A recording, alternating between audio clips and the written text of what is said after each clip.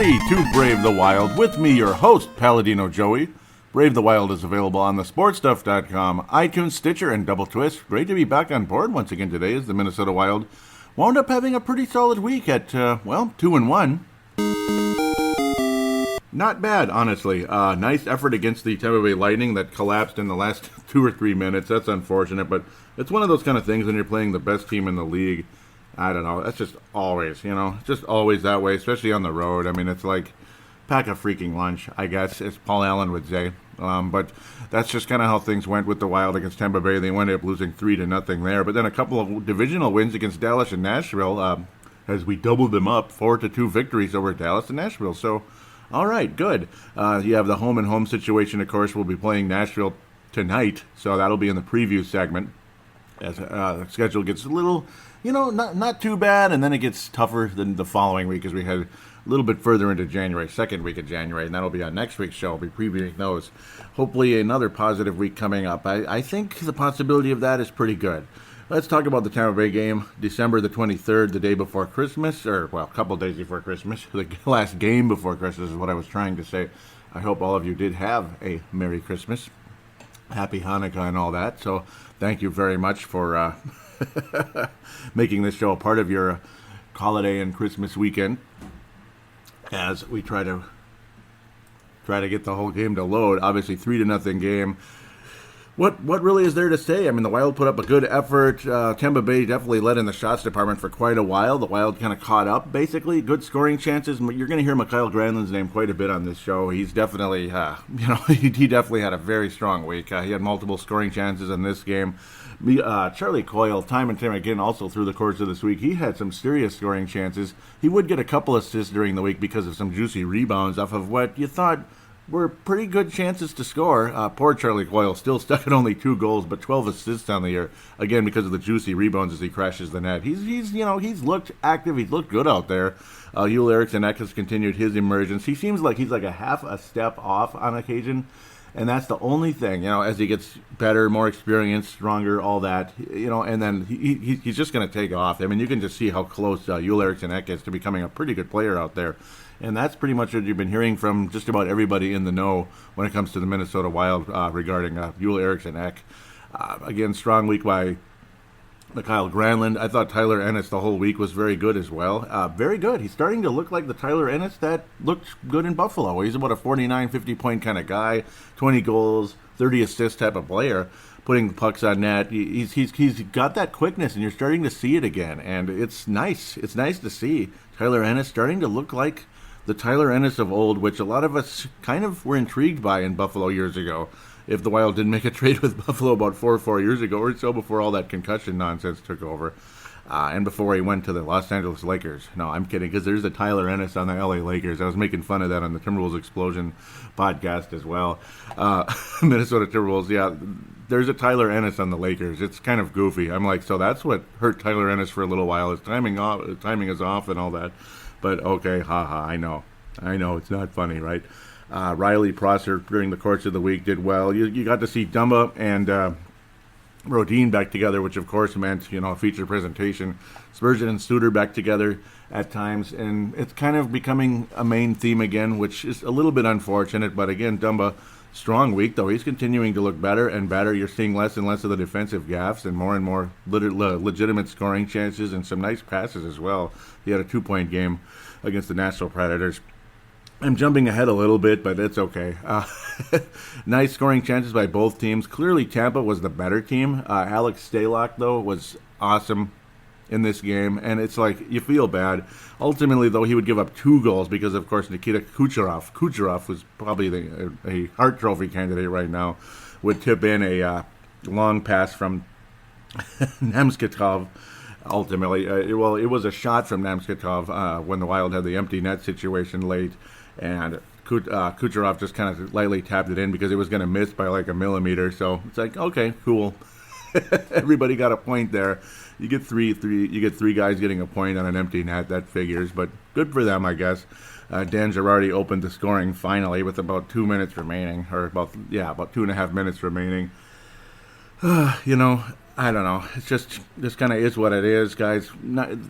I won't say anybody fell asleep or anything. It's just didn't work out, that type of thing. It's like you can't even really get mad. The Tyler Johnson goal was a little more annoying. Less than a minute later, I don't know if you want to blame Koivu or not. It's like it was a split-second type of thing. Tyler Johnson wound up with a one-timer from Jake Dutchin, ultimately their 9th goal of the year for Tyler Johnson, who's fit in very nicely with the Tampa Bay Lightning. Good for him, and that was kind of all she wrote. Jan Girardi, of course, earlier getting one in there as he stepped up from the blue line to get his 2nd goal of the season. So, well, I mean, that's what happens. You play the best team in the NHL, and you just play your heart out. You stay in it the whole time. Nobody was really mad at anybody after the game. You could just kind of feel that they gave their all, and Tampa just kind of took over in the last 2 minutes there, unfortunately. Great effort by both teams, though. Pretty entertaining hockey game, I would have to say, despite the fact the Wild could not get one past that on Vasilevsky, who's become an awesome goalie, and that's why the Tampa Bay Lightning traded Ben Bishop away. Vasilevsky's been an awesome goaltender. Ultimately, only 22 shots because the frustration is the last half or so of the third period, it seemed like the Wild were stuck in their zone the whole time, and you could just kind of feel it coming that eventually Tampa was going to break through, and they did. Every time the Wild tried to get the puck out of the zone, Tampa Bay kept it in, and it's just, I don't know. It's just like we're just trying to dump the puck forward, and Tampa Bay would just recover it right away, stuff like that. You never really saw any urgency to get the hell out of the zone, and I don't know. That's my only frustration in this game, other than, the fact we lost. That's about it. 30 shots from Tampa, 22 from Minnesota, 6 power plays by both teams, and all were killed. Pretty amazing. 6 power plays killed by the Minnesota Wild against this Tampa Bay Lightning power plays. Pretty outstanding. And, of course, Minnesota's power play, some days they get two goals, and then for about 2 weeks straight you get 0. So, I don't know. It's definitely hit and miss with the Minnesota Wild power play, but our penalty kill has been flat outstanding, 4th in the NHL, and it's because we've been in the box so bleeping much. That's part of the problem. But, okay, 3-0 loss, so let's get to a little positivity here. Wednesday, the 27th of December, of course, after Christmas now, Minnesota Wild host the Dallas Stars. And, hey, fun game. This was a fun game. Ben Bishop, there you go. There's Tampa Bay's former goalie in net, and he was respectable, but beatable. And that's kind of how things have been. As good as Ben Bishop was with Tampa Bay, I think Vasilevsky's the better goalie, and he proved it last year when he took over with Ben Bishop's injury, and that's kind of how things went during the course of things. Charlie Coyle would wind up getting 2 assists in the game again because getting the puck on net, serving up juicy rebounds and such, and that helped. Mikael Granlund would get 2 points in the game, and this is when you see Granlund starting to put points on the board. A couple multi-point games in a row, including a little hat trick against the Nashville Predators. Quite unexpected, but very exciting. Not too many people expected a hat trick from him with the in the Vancouver game last year either, but it happened, and it was a wonderful thing. Jared Spurgeon definitely is starting to look like the Jared Spurgeon of before as well. Tyler Seguin would open up the scoring, which had us all a bit worried, but Jared Spurgeon answered about 7 minutes later, putting one in from Charlie Coyle and Tyler Ennis there. Eric Stahl ultimately again finishing on Charlie Coyle. Charlie Coyle's attempt, 15th goal of the season for Eric Stahl, as he's just been a mainstay throughout the year. If there's a Mike Modano Award of the Year award for the Minnesota Wild, it's probably Eric Stahl, and some people would even go as far as to say Alex Staylock. I'm not quite there yet. Dallas tying the game up, and then Mikael Granlund finishing on the power play, and a very nifty goal over the shoulder of Ben Bishop. In his case, it would be the left shoulder. And that's kind of been the interesting difference for Mikael Granlund. He's been raising the puck more, and there's been some beautiful shots. We've loved what we've seen the past couple games here. Jason Zucker would get an empty netter to wrap things up. And a nice hustle by Jason Zucker there, ultimately on a pass from Mikael Granlund, setting him up there to get loose. He barely got loose, but was able to release the puck for his 15th goal of the season. So both Stahl and Zucker still leading the team in goals. You'd think Zucker would have 25 by now with the way he was going, and then everything just kind of dried up for Jason Zucker, and that was quite unfortunate. But a fun night for the Wild, to be quite honest.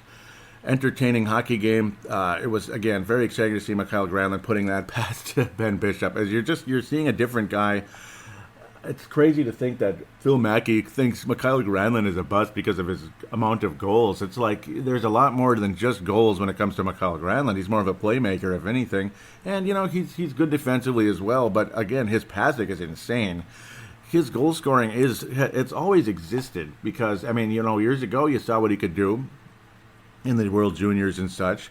And I know you can't get too excited about that but okay, sure. It just shows that the ability is there, and he's starting to show more and more of it. His shooting percentage climbing in a big way, especially the last couple of days here. I've been very happy with what I've seen out of Mikael Granlund. And again, you're not seeing the stupid goals as much. That's what's been nice. You're not seeing a lot of defensive gaffes and such. The Florida game was really, really frustrating. You saw that, but hey, that was a different week, so don't really need to talk about that at this point. Jared Spurgeon also was denied a goal at the end of the second period as that puck, man, it crossed the line, but it wasn't on time. It was literally a half second late.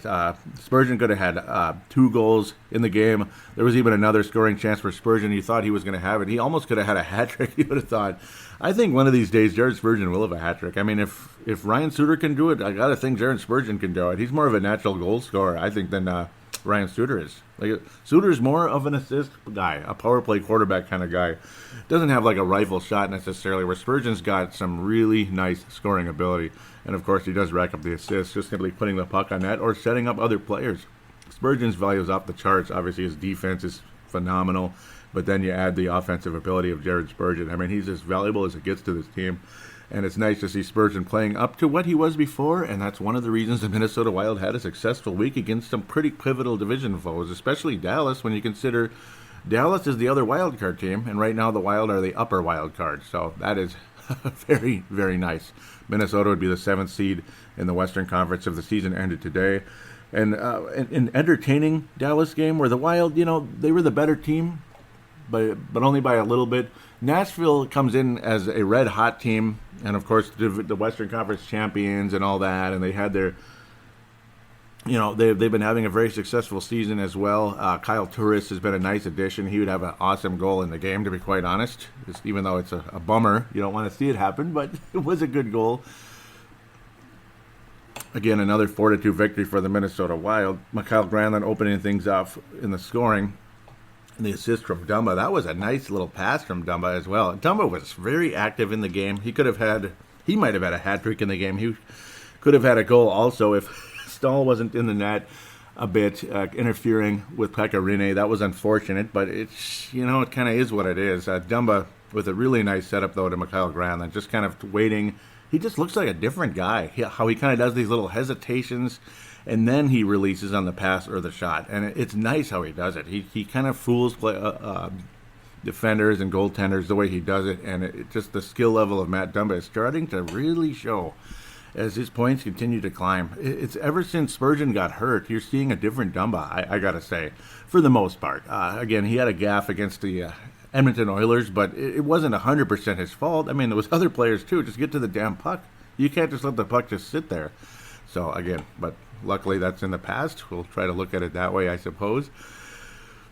PK Subban had a beautiful shot, and it's it was kind of heartbreaking as well, the way that one went. It just kind of slipped past Dubnyk. He had it, and it dropped, and it went past him, and Dubnyk just laid on his back like, you got to be kidding me. It was kind of funny, actually. Mikael Granlund raising the puck again on another play from Spurgeon. You gotta like that. Spurgeon, another nifty pass, showing what he can do. He's got Granlund in him with that passing ability. Spurgeon again, he's just so good. I mean, I can't tell you how much I love Jared Spurgeon, and it's nice to see him back in the mix to the level he is right now.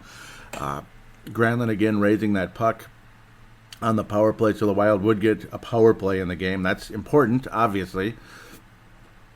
You can't ever look past that. The power play situation, the Wild had 5, they converted 1, and of course Nashville 3, and they converted 1. But hey, at least the Wild had more power play opportunities. We stayed out of the box, kind of, sort of. Only 3 power plays allowed in the game, but unfortunately, Nashville did capitalize. That was Kyle Turris' incredible one-timer from PK Subban.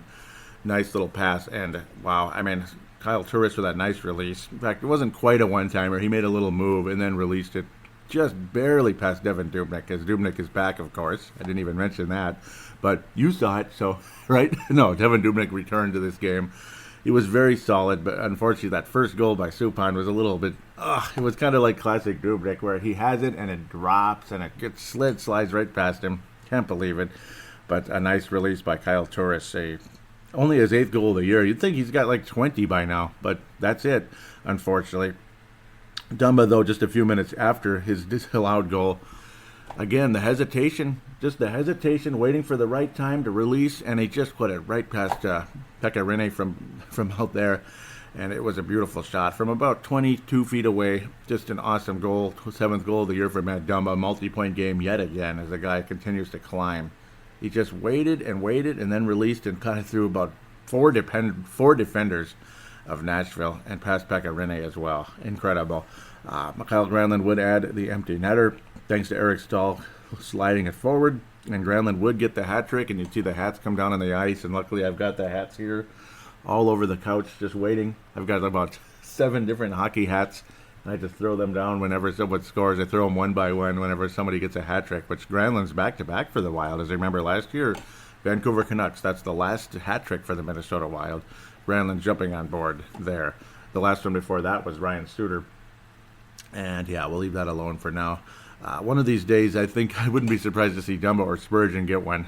I think Spurgeon's really due for a hat trick one of these days, and I would not be surprised if it happens. Those are the 2 most likely defensemen to get a hat trick, in my humble opinion. But a fun overall week for the Minnesota Wild. You didn't see, you weren't like, oh my God, this guy really is killing us. He's really letting us down. There really was nobody like that out there. Both goaltenders, Dumba and Staylock, they stood on their head for the most part. I mean, I got to say, Staylock was outstanding in the Dallas game. He was excellent in the Tampa game until the end. And it's like, you couldn't really blame him for that. It's like defensive gaffes, and you couldn't get the puck out of the zone. It's like, what can you do? So that was kind of the situation with Tampa. And then Dallas, I mean, he was outstanding in the game. And Dubnyk, I mean, he faced over 40 shots from a very good Nashville team who's second place in the Central Division right now. They're battling things out with St. Louis and Winnipeg. Those 3 teams have been dominating the Central Division for most of the year, unfortunately, much to our chagrin. Chicago's still breathing down our back, too, but we'll kind of leave that as is. But generally speaking, though, an outstanding week for the goaltending, the defensemen. I mean, you're giving up shots and such, but still, they haven't given up, like, ridiculous, stupid scoring chances, and that's been a big difference from what we've been seeing most of the season. You saw so many mistakes, guys leaving players wide open, getting suckered into a play, going after the puck and not watching your man, stuff like that. I mean, Dumba was doing that before. Mike Riley last year, you saw that a lot, but then this year, I think Riley's been solid, and he's been with, he's done a good job with the guy they call the stabilizer. That's been that's been Nate Prosser. He's been a nice addition, a very underrated addition, to be quite frank. Obviously, he brought the room's spirits up. He's one of those really friendly guys that everybody loves, but he's also a solid player who doesn't make mistakes. He's even got 2 assists on the year, so give him some credit. Or is it 3 now? Been happy with the Nate Prosser addition. It's like, who'd have thunk Nate Prosser would be such a valuable player? And, well, he is. He is. Because when you have defensemen that were making dumb mistakes, and then you bring in a guy who legitimately is a stabilizer, and you put him with a youngster like Mike Riley, who's still developing, still figuring out the game, and he's getting better. So give him credit. Dumba just flashed on the ice time and time again in this game. And it's, again, solid throughout the week. He had 3 shots on goal, some good ones. He was really good against the Dallas Stars as well. Wound up with only an assist. He figured he'd have like 3 points in that game the way he looked. But you can't really complain about anybody at the end of the day. Marcus Foligno, sure, he got in a big fight, and it was fun to watch and all that. But he's probably the least exciting player on the roster, and he's got the least time on ice right now. Zach Mitchell's just waiting for Zach Parise to come up, and that's unfortunately for him. He's probably going back down to Iowa. But that's just reality there. And then Marcus Foligno, because Nino Niederreiter's coming back as well. Press box, I got to think the press box is calling, because I don't think they're going to be. I don't think they're going to be scratching Ulrich and Tyler Ennis is definitely waking up as well. He doesn't want to be up in the press box. The top candidate for that's Marcus Foligno, without a doubt. The press box getting scratched. Nice juicy contract he got in the offseason that I continue to complain about, myself and many others. Daniel Winnick, it's not an expensive contract, but still, he wasn't that bad, though. I'm not really mad at him. He even won 4 out of 5 faceoffs in the game when he was put in the middle there. Winnick he's center a lot of times on that 4th line, or even the 3rd line. Sometimes he's the winger. It's between him and Ulrich and Eck time and time again there. Of course, Cullen's been centering the fourth line, and Cullen has looked more and more solid. He's starting to kind of get caught up again, and he even got an assist in the game along the way on the, I believe it was the Dumba goal, and yes, it was. Yep, it was on the Dumba goal. Him and Jonas Brodin is Dumba again is back with Brodin. Back that pairing is back together again. Say what you like there, but at least Dumba still looked good. It didn't look like it hurt him that much. So he's a different guy, and it's extremely exciting. So with that, we will pass out the awards for the week. The Mike Modano Award, it's Mikael Granlund. He was a candidate for the most part. I mean, Spurgeon, I think, is a well-deserving candidate, and of course, Alex Staylock continues to be one. But if you want to say 3 stars of the week, it would be those guys. Granlund 1, Spurgeon 2, and Dumba 3. Who was the other one? Yeah, it's definitely Granlund, Spurgeon, and Dumba during the course of the week. Those guys, and Alex Staylock. Yeah, but Alex Staylock actually would be the 3rd star. 2nd star, Spurgeon would be 3rd, and Mr. Mikael Granlund would be number 1. He's definitely the Mike Modano Award winner. Well, if you have to give it to somebody, the James Shepard Memorial, it's continuing to be marginal. Just you're not seeing much. You're not seeing a whole lot. Sure, you can hit a couple guys, but for $3 million a year, I don't see it. So I don't know. Not seeing it. Not seeing what others saw before. I saw it at the beginning of the season. He looked interesting. He was making some nice moves and setting players up on occasion, but generally speaking, he's not a whole lot to get excited about. Jason Zucker, kind of the same thing. Even though he factored in, well, he got an empty net goal. Woohoo.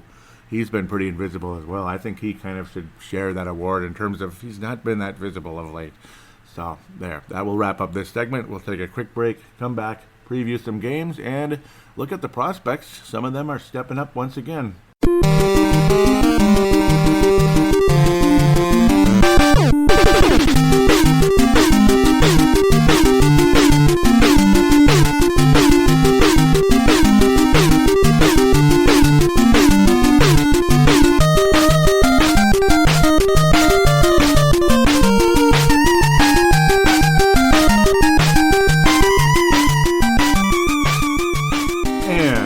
Back here on Brave the Wild, segment number 2. Time to talk about 3 games and, of course, send you off into the new year. There'll be no New Year's Eve game this season, which is interesting. I guess the horrible record, the horrible luck on New Year's Eve has finally gotten to a point where the Wild are like, yeah, we're not doing this anymore. Screw this tradition. We lose every single time, so screw all that. No New Year's Eve game for the Wild this year, but there'll be New Year's Eve tonight. Nashville Predators in the Music City. Yes, we'll talk about that in a second here. Also, we'll get caught up on the prospects like we always do and wrap the show up. So from there, let's get going.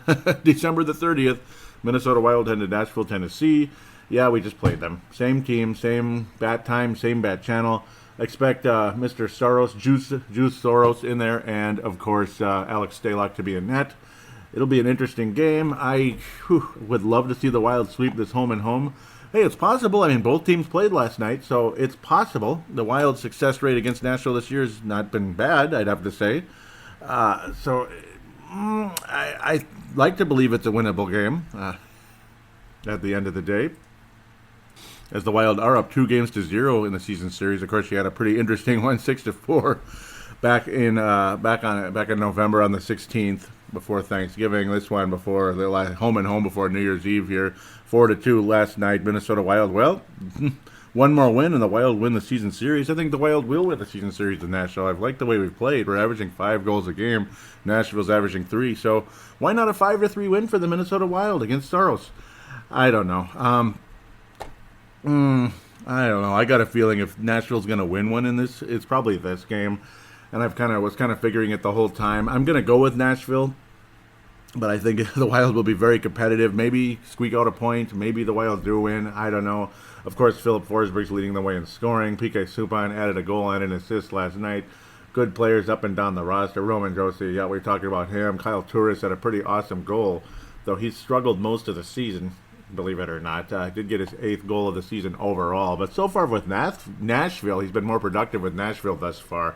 18 points in only 22 games for Nashville, 5 of them goals as of last night. So that was his 5th goal with Nashville, but 8th overall in the season. That's obviously quite important between the 2 conferences and different teams and all that. Again, I'm impressed that Scott Hartnell's still playing, all kinds of wily veterans, but of course young, still up-and-coming stars like Philip Forsberg. PK Subban's right there in his prime, and he's just dominating. I don't know. I don't need to say a whole lot. We just played them. I previewed them last week. We know them very well.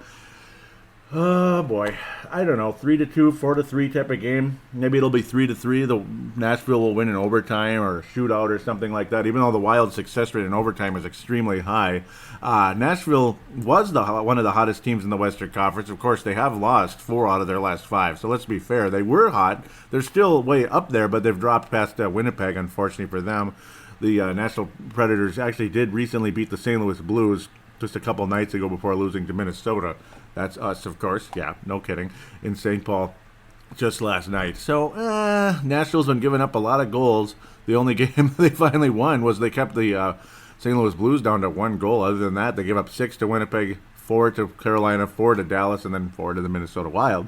So, it's been a problem. If Nashville does win, it's going to be 3-2. If the Wild win, it's going to be like 4-2, 4-3, overtime type of thing. Boy. Just for fairness' sake, I'm going to pick Nashville in this one. 3-2. I think the Nashville Predators win. Wild hopefully squeak out a point, and it's quite possible the way Alex Staylock has been playing.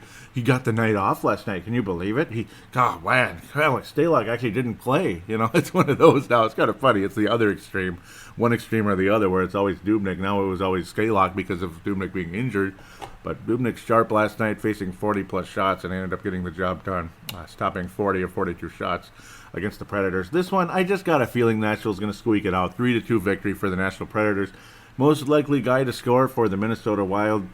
Should we go with Tyler Ennis? Should we? I got a feeling, or Coyle, one of those two. They're going to break through. They're going to score. They're just knocking on that door. Can you hear that? They are knocking on that door. They are knocking away on this one. And I think which one should I pick?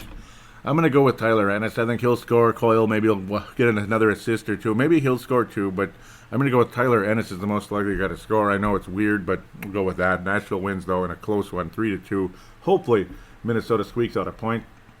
And then we usher in the new year. Gee, that's never been used. Never been used, ever. I've never heard that one. The Florida Panthers at this point, 500, 16-16-5. With their best players and such being as good as they are. Obviously, Roberto Luongo still around, still doing well. The Florida Panthers look like a Western Conference threat like they were just a couple of years ago. Huberdeau, Trocheck, Barco, those guys really doing a good job over there. Huberdeau, man, that guy's got he has got some serious skills. The way he literally, like, if it was basketball, he crossed up Nate Prosser in a big way. Prosser is quite the stay-at-home defensive, but boy, did he cross him up. The Florida Panthers have now won 4 games in a row. They had a losing record when they played the Wild last week. Now they're in a 4-game win streak. Since then, they've shut out the Ottawa Senators and beat the Philadelphia Flyers 3-2. They'll be playing the Montreal Canadiens tonight, and then the Minnesota Wild on January 2nd. The hated January 2nd, when every single holiday in the holiday season is done and dusted, as they say in Australia. Hello, Benny Allen, if you're listening. Oh, man. It's a tough matchup. I like the Wild's chances, though. I feel a revenge factor. That was such a frustrating game last time. James Reimer, too, the weaker of the 2 goalies. James Reimer, and he had to win. He's been in the net more often as Roberto Luongo's oft injured. If healthy, I got a feeling Roberto Luongo will be in net. Even Antti Niemi was in there for a short time, as that guy has just fallen off the face of the earth. He's always like that desperation pickup midseason that teams do nowadays. Is Antti Niemi is not the goalie he was years ago with, like Philadelphia and the Sharks and such, when he had some successful runs. He was actually with the Chicago Blackhawks, if I remember correctly, when they won the Stanley Cup, if I remember correctly. That's pretty crazy. That was in the 2010 season. Antti Niemi's had some success, but yeah, obviously no. Antti Niemi's in the AHL somewhere right now, or at home waiting to get signed by somebody who's desperate because of goalie injuries. So the Wild were not a team that was going to do that. It's more like if somebody's out for the season, that type of thing, or things are just so bad, you got to try something. Let's just keep moving. I think the Wild will win the game. I like the Wild's chances. This is Tuesday. I hope I didn't say Wednesday. I think the Wild will get a little revenge factor on Florida. I expect more scoring. The Wild scoring is up, and we tend to beat teams 4-2 very often, and I'm going to go with a 4-2 victory for the Wild. Of course, a regulation win. Even though Florida's playing well, I got a feeling the Wild also have turned the corner and that they will get the job done at home. The Wild's success rate on home ice has been excellent lately. They've won 6 of their last 7. So why not? Why can't the Wild protect home ice? It was that stupid Edmonton game just a couple of weeks ago is when they that's where that one loss shows up. Minnesota will protect home ice, and I expect a couple wins this week. You lose to Nashville on the road, but then you win both of your home games against Eastern Conference teams that are very beatable. Yes, Florida's playing better, but I think the Wild will end the win streak because I do think Florida will come in with a 5-game win streak. They're going to beat Montreal, and then Minnesota is going to beat the Florida Panthers 4-2. Most likely guy to score in that game, let's go with Eric Stahl against the Florida Panthers. He knows them well. He played against them a trillion times. Obviously, division rival years ago with Carolina. So why should I expect Eric Stahl to go against his old nemesis, the Florida Panthers over there? That's what's going to happen. 4-2 victory for the Wild. Regardless who's in net for the Florida Panthers, I do expect Devan Dubnyk in net. You're going to see a hell of a lot of Alex Staylock, and I think you should see more and more Alex Staylock. You'll definitely see him next week in the Calgary or Chicago games. I don't know who you go with in those. Dubnyk's success rate against Chicago has not been good. I don't know.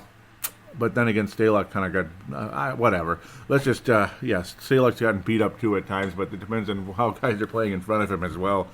If I'm Coach Boudreau, I go with Dubnyk against Calgary and Staylock against Chicago. I take my chances. National television, NBC Sports, January 10th, Wednesday night hockey. Staylock. I go with Staylock against Chicago because Dubnyk has not been good against Chicago historically. Let's give Staylock a shot at it, but we'll worry about that when the time comes. A lot of nemesis is coming up in the next show. Colorado, Calgary, Winnipeg. Ooh, yikes. Those are some hated teams that are coming up. And then you get a 5-day bye. In the middle of the third week of January, 15th through 19th. That's a 5-day, Monday through Friday off. Sounds good. Sounds good, doesn't it? That's after a back-to-back with Winnipeg and Vancouver. I'm going way ahead, but hey, that's what we do here. Buffalo Sabres, here we go. Dubnyk probably in that. I don't know. Why not? Buffalo is still not good. And obviously we played Florida recently. I think the Wild will split the season series with the Florida Panthers. Buffalo is what they are. I mean, they still suck. They're the eighth place team in the Atlantic Division. I still can't believe Ottawa. They're only 4 points ahead of Buffalo. That's how far Ottawa's fallen. Kind of sad. I kind of like Ottawa, but whatever. Very sloppy win for the Wild back on the 22nd of November. The Wild were not playing well. The defense was a mess. Yeah, we squeak out a win 5-4 over the Buffalo Sabres. Sabres are playing a little better, and of course, big shock of the day. Pominville scored in that game, or actually he wound up with an assist because it was a tip-in. Pominville, geez, he's stuck at 16 points. It's like he never scores anymore. Pominville stuck at 16 points. He had like 13 points in 16 games at one point. It was something around that range. Marco Scandella's at 10. He's really picked it up. He had like 2 points last time, I think. He's really picked it up. Good for him. Good for Marco Scandella. 10 assists. That's not bad, actually. And they have all kinds of young players that aren't doing so hot, like Kyle Oposo. Of course, he's not even that young anymore. That was a long time ago that little punk left the University of Minnesota. That's what he is, Thinks he's all that. Yeah, sure. 17 points for the Buffalo Sabres. You got to be leading that team in scoring, you schmuck. Or at least second. Okay, maybe third. Whatever, right? I mean, you got Jack Eichel and Evander Kane. It's no surprise those guys are leading the way. But Kyle Oposo should be a little closer. Jack Eichel, 35 points. He's really picked up his game of late. He'd been struggling, kind of not living up to the hype. 35 points, though. 15 of them goals, 38 games, 34 points, 15 goals also for Evander Kane. Just trailing by 1 assist to Jack Eichel. Those two guys have been doing a nice job for Buffalo. It's nice to see Scandella kind of picking up, but man, God almighty, I'd love to have him back on the Wild. I think we all would. But luckily, the Wild defensemen have been significantly better, and it's good to see a guy by the name of Mike Riley getting significant ice time because Gustav Olofsson is not good. He's just not proving anything. And that trade that a lot of us thought was going to happen any day now, it's always like that with the Wild, isn't it? You're just waiting for the trade to happen, and then it doesn't, and then it doesn't, and then it doesn't. And then it's just about every trade Fletcher's made is just like, really? Did we do that? Especially the Buffalo one recently. Scandella, the Scandella trade. Tyler Ennis finally living up a little bit, hopefully, to what he could be again. Funny, though, Marco Scandella and Tyler Ennis have the same amount of points. That's right, 10 points apiece. Just Just run that through your head there. Just let that sink in. The same amount of points. Tyler Ennis looked on as a scorer, and Scandella stay-at-home defenseman. But I don't know. Tyler Ennis finally looking a little better. Johan Larsson, well, that was not a bad deal trading him away along with Matt Hackett. I keep getting him mixed up with his uncle, Jeff Hackett, the old Blackhawks goalie and others. He ended up being all right, Jeff Hackett. Matt Hackett, not at all.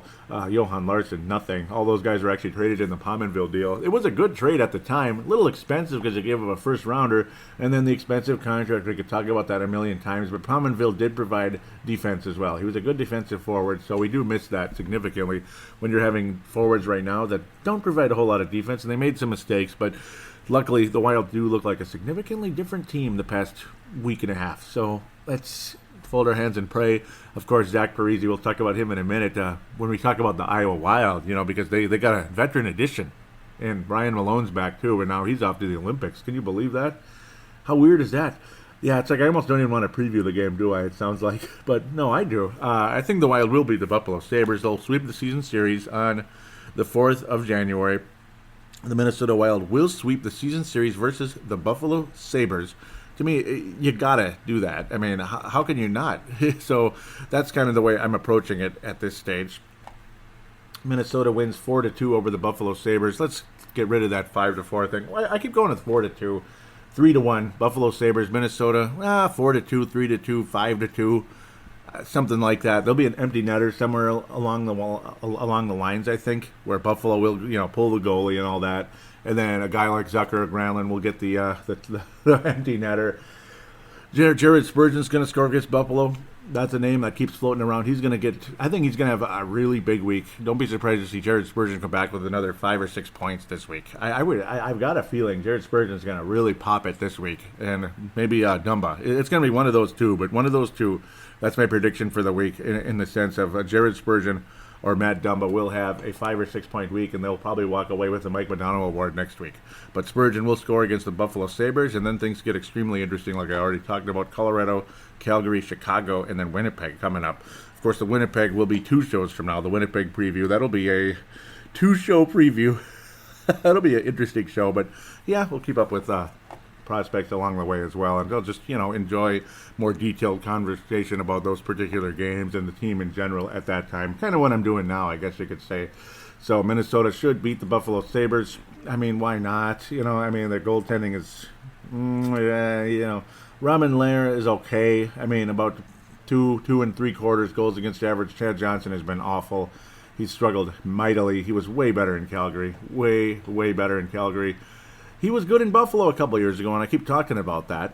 But, Chad Johnson, man, I wouldn't have minded him as a backup here, especially after the way he played in Calgary last year. But, well, Alex Staylock, I'm very, very pleased with what Alex Staylock has brought for the Minnesota Wild. Buffalo has won 2 out of their last 5. Not the worst thing you ever saw. They got shut out by Boston, beat by Carolina, and beat by the Islanders. They also beat Philly along the way, and the New Jersey on the road. That's a good win for the Buffalo Sabres. That's one of their better ones. They'll probably lose to the Rangers at home and then lose to Minnesota in Minnesota. So, yeah, we'll just let that thing play out. Minnesota goes 2-1 this week, 4 out of 6 points, maybe 5, hopefully. We'll see what happens. But I do think Minnesota is going to continue their little steady climb into playoff contention. The frickin' Dallas Stars at 45 points. That sucks. Ugh, the Stars won again. Come on, Dallas, go away. So Minnesota's back in the second wild card, so we'd be playing. We'd be in trouble. Probably playing Winnipeg in the first round. Wouldn't that be fun? But maybe we'd upset them. You never know. Nashville upset Chicago, so it can happen.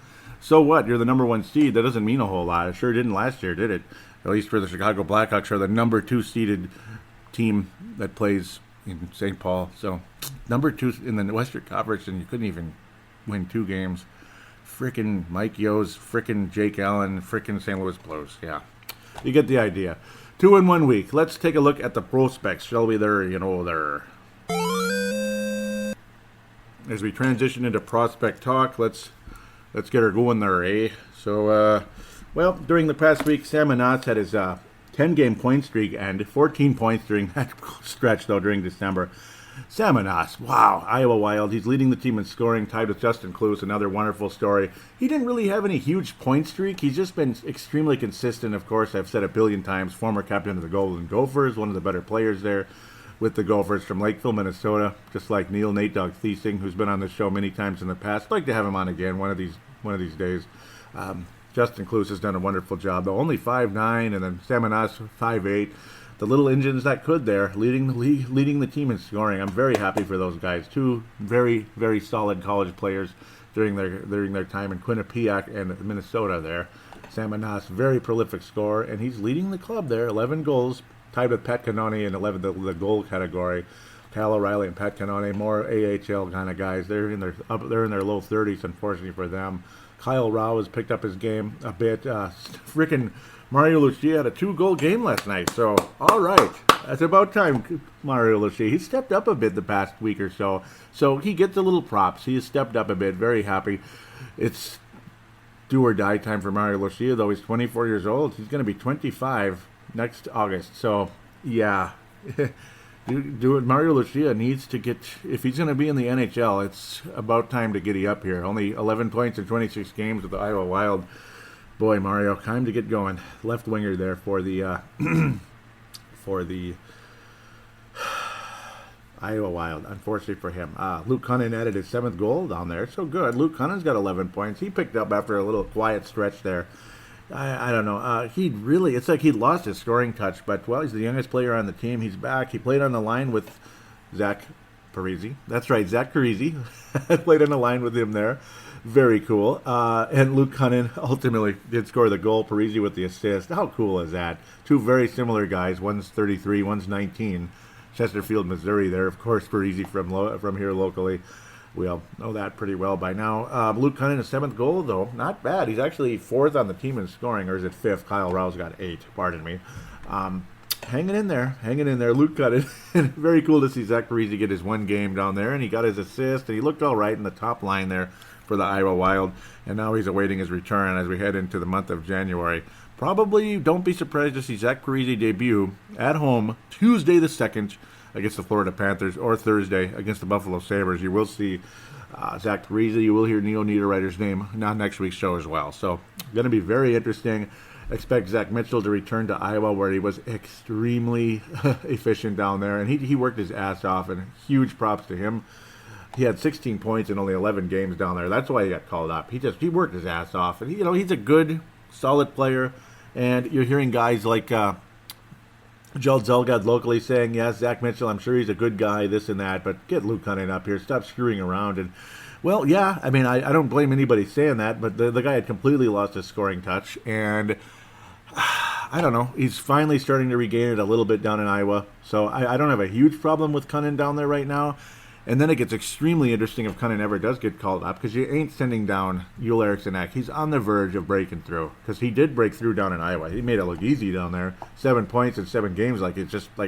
He was there every game. He was doing something. He was very, very efficient. And obviously one of the youngest guys on the roster, with Brennan Mennel getting his 13th point, his 10th assist last night. Very cool, out of Woodbury, Minnesota. 13 points for Brennan Mennel. Very happy with him. Ryan Murphy also added 2 assists. I got to make that note. He's now at 14 points in only 23 games. Of course, an extended stint with the Wild during Spurgeon's injury. And he more than held his own. He was on the second pairing with the Wild, and he held his own. It was very impressive, him and Brodin working together. So, yeah, was very impressed what I saw out of Ryan Murphy. Yeah, he doesn't look like a star or anything, but at least looks like he belongs somewhere. He belongs in the NHL. Another guy who needed to giddy up at age 24, but he at least saw some action, unlike Mario Lucia, who's only been in the AHL to this stage. Of course, college with the Notre Dame Fighting Irish, who are ruling the Big Ten right now, much to my chagrin. My chagrin and many others, I'm sure. Nick Seeler and Susie stuck at their 6 points and 5 points in their case. Ryan Malone has actually returned to the Iowa Wild. He will be on the Olympic roster, which shows you what a weird Olympic team we're going to be looking at. Some young guys, some old guys, this and that. Yeah, I don't know. Boy, that would be quite be a miracle on ice if that team actually won the gold. But maybe they're more likely to do it than the NHL players, I suppose. But then again, it's going to get real interesting, because there's going to be no NHL players in the Olympics. So it's going to be weird as we head into February. hopefully we'll be talking more about a world champion Vikings team at that time, at least for a couple days before we head into the Olympics. Check out Herbal Mafia if and when you can. Fun to look at these guys, though. Nice to see the Iowa Wild actually playing fairly well. And cool to see Cunnin and Parisi hook up on a goal. I'm very happy about that. Ivan Ladnia, the top pick this year for the Wild, of course, 85th overall, third round. He's got 40 points for the Erie Otters. He's really, he's really stepping up there at the AHL level. Of course, you can't get too excited about that necessarily. Nick Swaney, though, I'm going to keep my eye on this guy out of the Duluth Bulldogs. 7th round pick by the Wild this year, 20 years old, another Lakeville resident. That's like the third guy out there. Of course, you got Klus and Jack Sadek, Lakeville residents. Nick Swaney, 7th round pick. He's on Duluth. He's got 11 points already. He had a couple of assists last night. 11 points. He's only a freshman for the Duluth Bulldogs. And, wow, 11 points. Freshman year from Duluth. Maybe he would have been, not from Duluth, playing for Duluth. He might have been a sophomore or junior, though, because he is 20. So, but still, the fact that he's getting the job done at that level, very impressive. Brandon Duhaime added an assist last night. He's in his sophomore year. And I do believe that's what, that's what Swaney would be for Duluth, probably with his age. Brandon Duhaime stepping up a bit for Providence. He's got 10 points. He added another assist last night, the left winger for Providence. Their team that won the national title a couple years back. Dmitry Sokolov's been unavailable of late because he's busy with the World Juniors. I'll get back to that on next week's show, though. I haven't really gotten around to that. Jacob Golden quiet again, at least in the scoring stretch. Luis Belpedio hasn't played recently. The college schedule just kind of bleeding in right now, so bleeding in from the Christmas break, winter break, whatever you want to call it. I prefer to call it Christmas. Pavel Jenis has stepped up a bit, and he's been getting some goals, some assists for ECHL's Rapid City Rush. That team has not got a good record right now, but Pavel Jenis, a guy, again, who Pavel Bunet also knows a bit. That's a guy from the MNW players that I mention all the time on the show. He knows Pavel Jenis a little bit. They're from the same country. 9 goals, 7 assists. He's gotten a little better. He's already got his point total from last year, Pavel Jenis, and we're only in December, so good for him. He stepped up a little bit. 7th round pick in 2014 out of Czech. Good for him. Jack Sadek added an assist for the Gophers last night. He's now at 6 points out of the year, just kind of crawling along. Jordan Greenway hasn't played since the last episode. Kirill Kaprizov is doing what he does, but yep, he'll be back in the juniors again. He'll be back in those tournaments again. It's going to be interesting to see how he does. With that, I think that's pretty much all you need to talk about at this point. Andrei Svetlikov, we'll get back to him next time around. So guys have kind of been unavailable of late. So nice to see some encouraging signs, at least out of some guys like Samanas, Justin Klus, this and that, even Lucia getting a couple goals.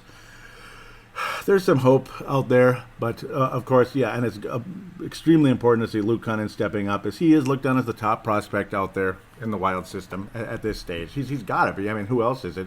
Obviously, Joel Eriksson is on the Wild already, and you can just see he's so close to breaking through. Before you know it, he's going to have like 7-8 points in like a couple weeks. It's going to happen.